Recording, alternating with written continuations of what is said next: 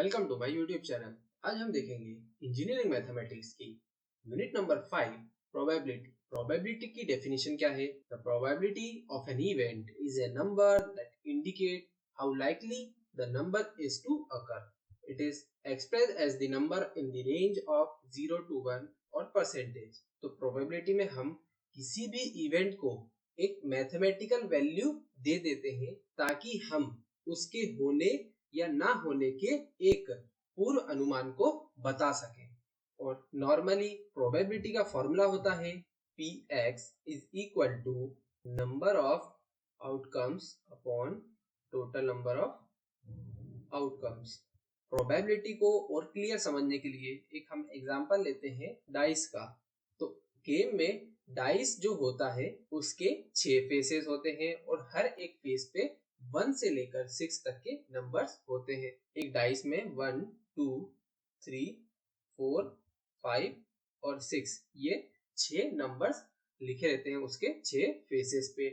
तो अब हमने देखा फिर जब हम डाइस को फेंकते हैं तो किसी भी एक नंबर पे आके वो डाइस रुक जाता है। तो 1 से लेकर जो 6 है ये हमारा एक सैंपल स्पेस है जिसमें कि हमारे जितने भी इवेंट अकर होने वाले हैं वो सब लिखे हुए हैं। तो सैंपल स्पेस क्या है? टोटल नंबर ऑफ इवेंट और टोटल नंबर ऑफ आउटकम्स। तो एक डाइस को फेंकने में हमें या तो 1 मिल सकता है, 2, 3 ऐसे करके 6 तक सारे नंबर्स मिल सकते हैं। तो अगर हमने इस डाइस को फेंका तो प्रोबेबिलिटी ऑफ गेटिंग 3 तो टोटल नंबर ऑफ आउटकम है हमारे पास 6 और 3 इस सैंपल स्पेस में कितनी बार आया है? एक बार आया है। Probability of getting 3 while rolling A dice is 1/6। अगला पॉइंट है हमारा रैंडम वेरिएबल। रैंडम वेरिएबल की डेफिनेशन है it is a real value function defined on a sample space. तो हम रैंडम वेरिएबल को x से डिनोट करते हैं और ये एक वेरिएबल होता है रियल वैल्यू फंक्शन जो हम हमारे सैंपल स्पेस से डिफाइन करते हैं। तो अगर हम एक कंडीशन ले कि हम दो कॉइन को एक साथ टॉस कर रहे हैं तो पहले हमारा सैंपल स्पेस डिफाइन हो जाएगा head head, tail head, head tail and tail tail. ये हमारा सैंपल स्पेस हो गया। और इसी में अगर हम एक रैंडम वेरिएबल की वैल्यू ले लें कि x नंबर ऑफ टेल्स, तो इसके हिसाब से अब हमारा जो रैंडम वेरिएबल का सेट है वो क्या हो जाएगा कि अगर हेड हेड आता है तो यहाँ पे 0 प्रोबेबिलिटी है कि एक भी टेल हो, और टेल हेड आता है और हेड टेल आता है तो यहाँ पे एक बार टेल आएगा और टेल टेल में 2 बार आएगा। तो ये हमारा number of tail from the sample space जो कि हमारा रैंडम वेरिएबल डिफाइन करता है नंबर ऑफ टेल को। और अगर हमारा रैंडम वेरिएबल एक रेंज में डिफाइन होता है तो उस रैंडम वेरिएबल को कंटिन्यूअस रैंडम वेरिएबल बोलते हैं। और जो रैंडम वेरिएबल का सेट हमें डिस्क्रीट वैल्यू देता है तो उसे हम डिस्क्रीट रैंडम वेरिएबल बोलते हैं। जिसमें कि जो फर्स्ट एग्जांपल है वो डिस्क्रीट रैंडम वेरिएबल का है। और अगर हम रेंज में बोले जैसे कि साइन फंक्शन को अगर हम देखें तो वो 0 से 1 की रेंज में आता है। तो इसके अकॉर्डिंग अगर हम रैंडम वेरिएबल को डिफाइन करेंगे तो वो कंटिन्यूअस रैंडम वेरिएबल की कैटेगरी में आएगा। हम देखेंगे प्रोबेबिलिटी मास फंक्शन। तो डेफिनेशन क्या बोलती है? Let x be a discrete random function then probability mass function is given by fx is equal to. तो इसमें हम हर एक रैंडम वैल्यू की, तो इसमें हम प्रोबेबिलिटी मास फंक्शन हमारे डिस्क्रीट रैंडम वेरिएबल के रिगार्डिंग निकालते हैं। जिसमें जो डिस्क्रीट रैंडम वेरिएबल का सेट आता है उसकी हर एक वैल्यू के ऊपर हम प्रोबेबिलिटी को फाइंड करते हैं। तो हमारे रैंडम वेरिएबल की हर एक पर्टिकुलर वैल्यू पे हमें उसकी प्रोबेबिलिटी मिल जाती है। इसी के अंदर डिस्ट्रीब्यूशन फंक्शन भी आता है जो कि गिवन है sum of all the probability which is smaller than x। तो जैसे हमारा सैंपल स्पेस था 0, 1 और 2, तो अगर हम डिस्ट्रीब्यूशन फंक्शन 2 के रिगार्डिंग निकालते हैं तो इससे छोटे 0 और 1 है तो उन दोनों की प्रोबेबिलिटी का, यानी कि प्रोबेबिलिटी मास फंक्शन का जो भी सम आता है उस वो जो है वो हमारा डिस्ट्रीब्यूशन फंक्शन के इक्वल हो जाता है। और इसमें दो कंडीशन है कि जो हमारी प्रोबेबिलिटी है वो एक वेरिएबल की 0 से छोटी नहीं होना चाहिए और सभी की प्रोबेबिलिटी का मैक्सिमम सम 1 आना चाहिए। और यह तो हमें पहले से ही पता है कि प्रोबेबिलिटी की रेंज जो होती है 0 से लेकर 1 के बीच में ही होती है। तो ये दोनों प्रोबेबिलिटी मास फंक्शन और डिस्ट्रीब्यूशन मास फंक्शन बहुत ही इंपॉर्टेंट है। इसके ऊपर एक हम क्वेश्चन देख लेते हैं। तो क्वेश्चन है, calculate probability mass function on tossing two coins simultaneously with random variable of getting number of heads. तो दो कॉइन्स साइमल्टेनियसली टॉस हो रहे हैं और रैंडम वेरिएबल है कि नंबर ऑफ हेड्स हमें काउंट करने हैं और इसके रिगार्डिंग प्रोबेबिलिटी मास फंक्शन भी कैलकुलेट करना है। तो सबसे पहले हमारा सैंपल स्पेस क्या हो जाएगा, दो कॉइन्स साइमल्टेनियसली टॉस हो रहे हैं।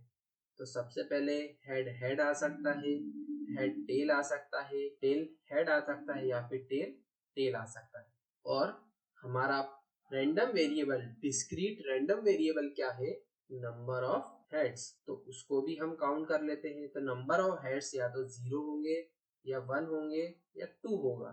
और प्रोबेबिलिटी मास फंक्शन का फॉर्मूला था fx is equal to probability of variable x in regarding random variable xi equal to x। तो रैंडम वेरिएबल के सारे सेट को ले लेते हैं। तो पहले हम फॉर x इक्वल टू 0 का ले लेंगे। तो हमारा सैंपल स्पेस में 0 हेड कितनी बार आ रहे हैं, तो वो उसका काउंट है एक बार। तो function of PDF of getting 0 is probability of getting 0 head, probability of getting 0 head। तो ये हो गया हमारा 1/4 क्योंकि टोटल आउटकम है 4 और एक बार टेल टेल आया है यानी कि हेड नहीं आया है। इसी टाइप से for x equal to 1 probability mass function of getting 1 is equal to probability of getting 1 number of head। तो दो बार हमने देखा कि हेड आया है और टोटल हमारा 4 है। इसको सिंप्लीफाई करेंगे तो 1/2 आ जाएगा। और साथ में अगली बार हमारा x इक्वल टू 2 के लिए देखेंगे और हमारा probability mass function of getting 2 is equal to probability of getting 2 head is 1/4। तो ये हमने प्रोबेबिलिटी मास फंक्शन की वैल्यूज को कैलकुलेट कर लिया है अलग अलग रैंडम वेरिएबल सेट के थ्रू। अब हम देखेंगे प्रोबेबिलिटी डेंसिटी फंक्शन। तो इस फंक्शन को हम कंटिन्यूअस रैंडम वेरिएबल के रिगार्डिंग कैलकुलेट करते हैं, जिसमें कि हमें एक रेंज दी हुई होती है पर्टिकुलर उस रैंडम वेरिएबल की, इसीलिए हम उसे कंटिन्यूअस रैंडम वेरिएबल भी बोलते हैं। तो अब हम देखेंगे प्रोबेबिलिटी डेंसिटी फंक्शन, जिसकी डेफिनेशन है let fx be a probability density function for a interval a comma b for continuous random variable x is given by। तो probability density function random variable अगर कंटिन्यूअस है तो उसके regarding निकाला जाता है, क्योंकि हमें पता है कि हमें एक रेंज या फिर इंटरवल गिवन होता है। तो अभी के लिए हमारा एक common a comma b interval है, उसके रिगार्डिंग हमारा प्रोबेबिलिटी डेंसिटी फंक्शन को probability in the range of a to b is equal to integration a to b fx dx। तो जो ये fx है वो हमारा probability density function है। इसके रिगार्डिंग हम अगर इंटीग्रेशन कर देते हैं तो यहाँ fx हमारा probability density function है। fx जो है वो 0 से बड़ा होना चाहिए और साथ ही integration minus infinity to infinity fx dx 1 के इक्वल होना चाहिए। तो ये हमारा फॉर्मूला है प्रोबेबिलिटी डेंसिटी फंक्शन का। इसको हम एक क्वेश्चन के थ्रू समझते हैं। क्वेश्चन है टेस्ट fx इज pdf और नॉट। तो हमें एक function probability density function given है और हमें उसे बताना है कि वो उसको फॉलो करता है या नहीं। तो सबसे पहले हम फॉर्मूले में वैल्यू पुट करते हैं, integration 0 to 1 6x 1 minus x dx। 6 constant है तो बाहर लिख देते हैं x minus x square d x square by 2 minus x cube upon 3 0 to 1 value को पुट अप करेंगे तो 1/2 minus 1/3 6 into 1/6 which is equal to 1। तो फाइनली हमारी प्रोबेबिलिटी डेंसिटी फंक्शन 1 के इक्वल आ गया है। तो अगर वो 1 के इक्वल आ जाता है यानी कि यूनिटी बन जाता है, तो जो गिवन फंक्शन है वो हमारा प्रोबेबिलिटी डिस्ट्रीब्यूशन फंक्शन को डिफाइन करता है।